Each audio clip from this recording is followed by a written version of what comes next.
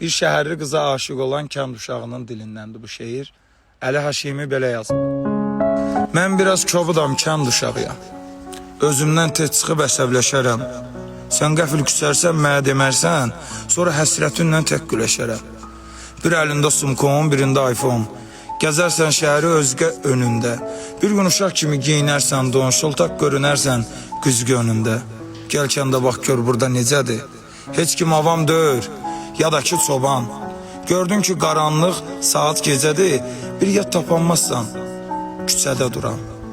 Mən kənddən qalıram, kənd uşağıyam. Qaşqabaq həmişə yeri ilə gedir. Kənddə qızla oğlan görə bilmərsən, görsən də bil arvad da əri ilə gedir.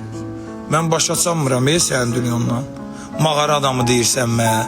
Qoşursan, düzürsən çıqqan yalandan, sonra mars vurursan, gülürsən mənə.